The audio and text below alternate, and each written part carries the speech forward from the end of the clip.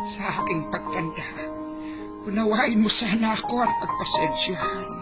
Kapag dala ng kalabuan ng mata, ay nakabasag ako ng pinggan. Kung nakatapon ng sabaw sa pagkainan, wag mo sana akong kagagalitan. Paramdami ng isang matanda.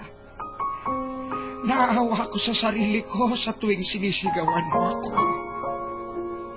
Kapag mahina na ang tenga ko at hindi ko maintindihan ang sinasabi mo, wag mo naman sana akong sabihang bingi. Pakiulit na lang ang sinabi mo, pakisulat mo na lang. Pasensya ka na, anak. Matanda na talaga ako. Kapag mahina na ang tuhod ko, pagtiyagaan mo sana akong tulungang tumayo. Katulad ng pag-alalay ko sa iyo nung nag-aaral ka pa lamang lumakad. Pagpasensyahan mo na sana ako. Kung ako man ay nagiging makulit at paulit-ulit na parang sirang plaka, basta pakinggan mo na lang ako. Huwag mo sana akong pagtatawanan o pagsasawaang pakinggan. Natatandaan mo pa ba, anak, nung bata ka pa? Kapag gusto mo ng lobo, ay paulit-ulit mong sasabihin yon. Maghapon kang nangungulit hanggang hindi mo nakukuha ang gusto mo. Pinagtyagaan ko ang kakulitan mo. Pagpasensyahan mo na rin sana ang aking amoy. Amoy matanda, amoy lupa. Huwag mo sana akong piliting maligo. Mahina na ang katawan ko. Madaling magkasakit kapag nalamigan, kaya wag mo sana akong pandirihan.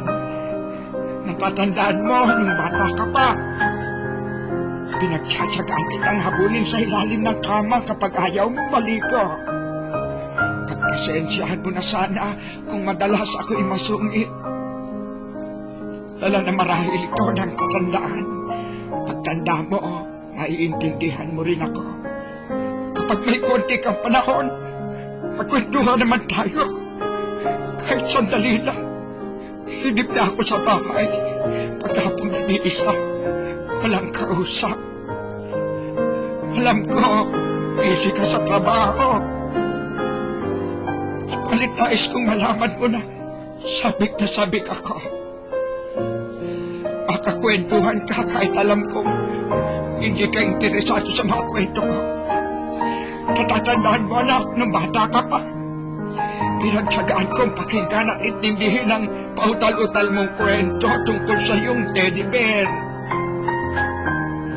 At kapag dumating ang sandali na ako'y magkakasakit at maratay sa banig ng karamdaman, huwag mo sana akong pagsawaang alagaan. Pagpasensyahan mo na kung ako man ay maihi o matumi sa higaan.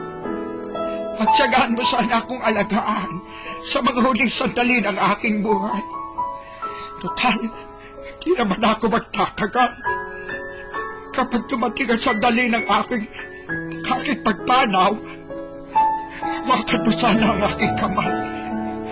Bigyan mo ako ng lakas sa loob na harapin ang kamatayan. At huwag ka mag-alala. Kapag harap ko na ang Diyos na lumikha, ibubulong ko sa Kanya na pagpalain ka sana. Dahil naging mapagmahal ka sa iyong ama't ina.